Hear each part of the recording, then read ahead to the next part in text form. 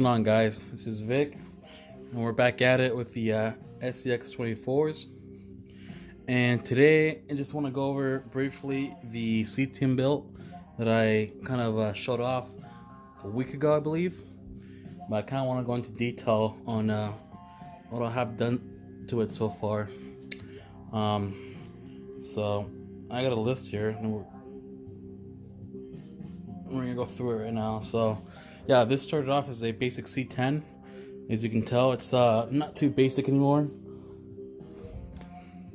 And to be honest, I'm liking this thing a lot. And this thing is sweet. And right here in the background, we got my crawler right here. This thing is done up from bottom to top, and this is honestly 10 times more fun to drive. So we got some parts here that I'm gonna be installing soon too, so stay tuned for that.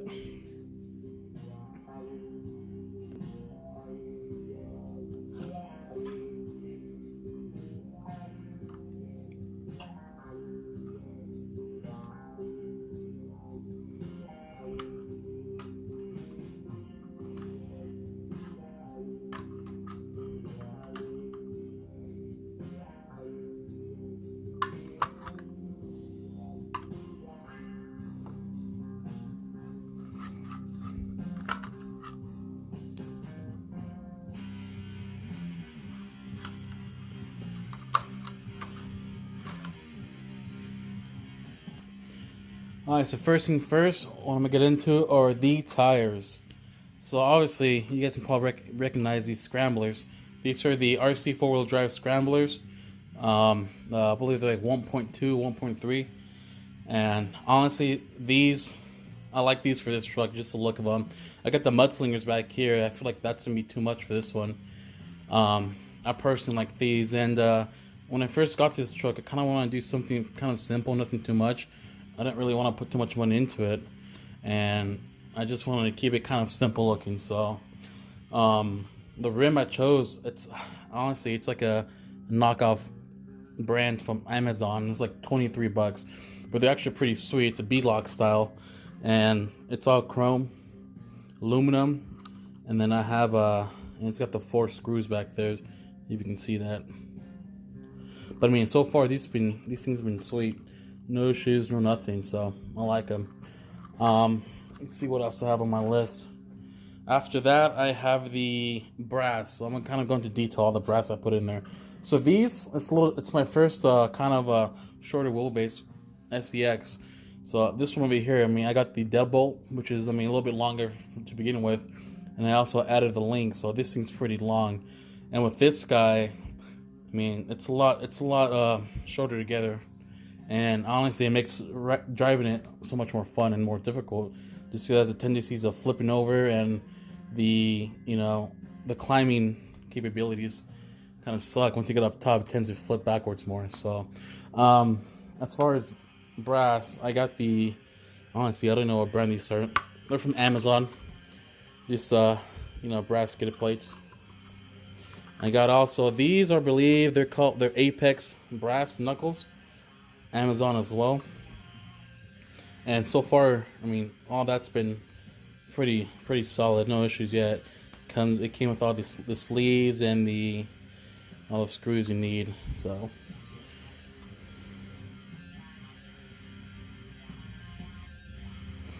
off the bat, I mean, as you guys know, the servos suck, steering servos.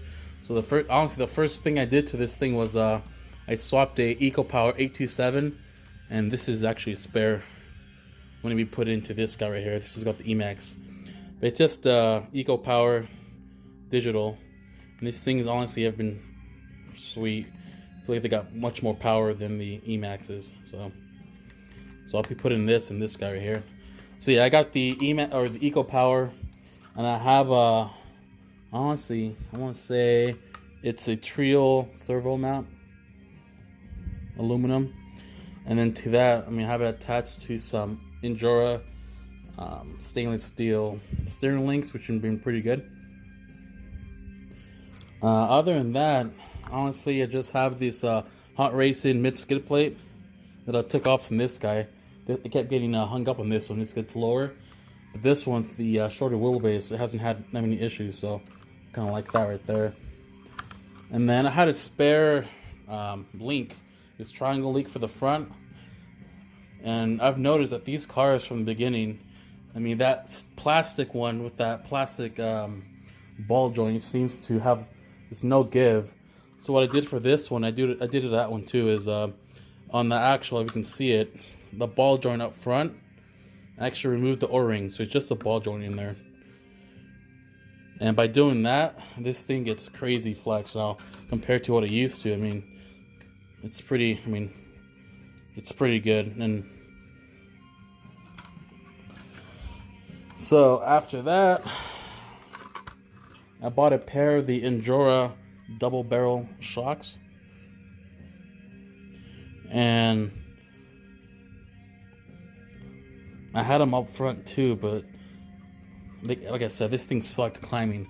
And as soon as I put those bad boys up front, this thing would just climb and the body would come off and just flip. So I ended up taking this one off and just leaving the back ones. I got those at an angle, and I just have the stock ones up front at an angle as well. So, and so far that's a good setup for me.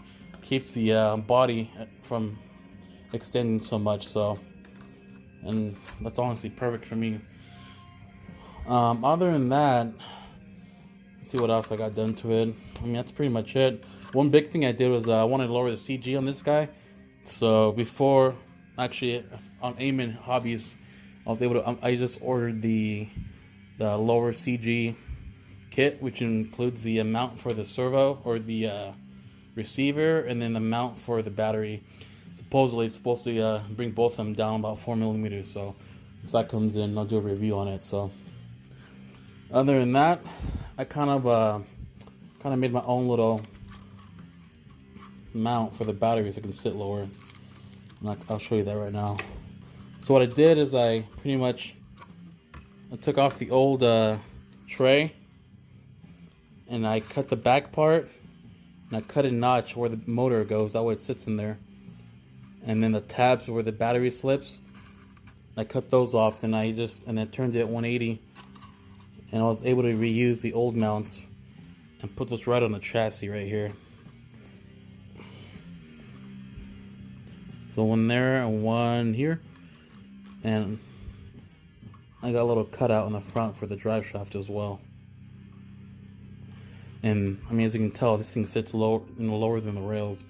And then battery sits there right there and just plugs in. So honestly, that's been pretty sweet. But that's just temporary until I get the kit in from Amen Hobbies. So other than that, that's pretty much it for this build right here. I'm gonna do a couple of videos. I'm gonna test it on my track right now. Give you guys a little video. One more thing. To be honest, the motor it has on there right now, as much as everybody hates them, that stock Dynamite 88 turn, honestly, I like it. I like how smooth it is. But once that goes out, which will, I got the Hot Racing 66 tooth motor ready to go with the plate. So as soon as that bad boy goes out, this is going in. But for the meantime, I'm going to enjoy it because I like it. And then one more thing. Originally, I was going to put these bead locks. These are the Endura 1.0 bead locks, 3-piece. And I had those on there originally, but I wasn't a big fan of the green on teal, so kind of took them off. And these right here are killing it. And that's just a little comparison of the stock tires I was on there before. Honestly, these are garbage. This plastic is super hard. So I'm glad I took them off. So there we go. I'm gonna turn this over to the track, and we'll give you guys a peek. One more thing, guys, I forgot to mention. On this guy, I do have the I believe it's like 4mm hex spacers, and on top of that, I do have the I believe Hot Racing 4mm longer axle shafts too. So it sits pretty wide, which is what I was going for. But one thing I do want to touch up on that, I got a spare one here. there's a couple of videos that cover it on YouTube, but kind of want to point it out. So this right here, let me see. This is a long one. This is one of the longer ones.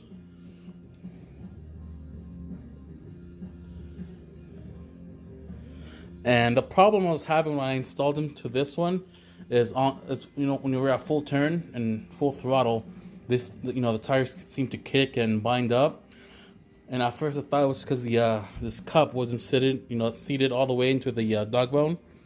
So I ended up putting an O-ring right here and pushed it in, and it kind of helped, but I mean the binding was still there.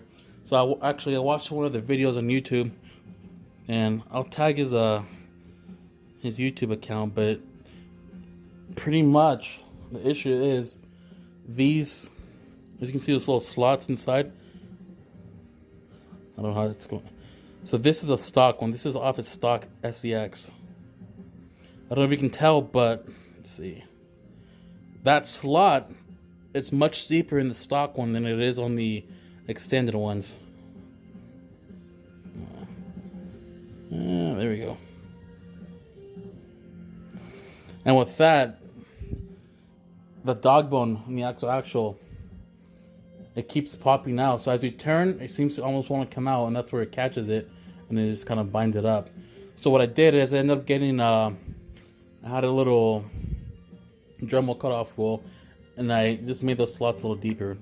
And now this thing is smooth at full lock. So just want to give you guys a heads up on that. And I can make a whole nother video with that on how to do it and all that. So if you guys are interested, just let me know in the comments, and I'll go into detail on that bad boy. But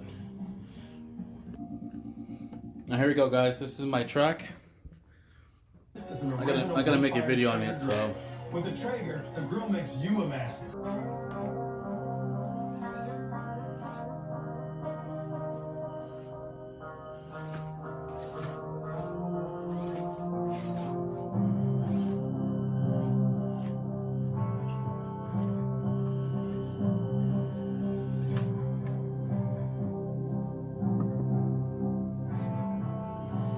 This is the rock garden right here.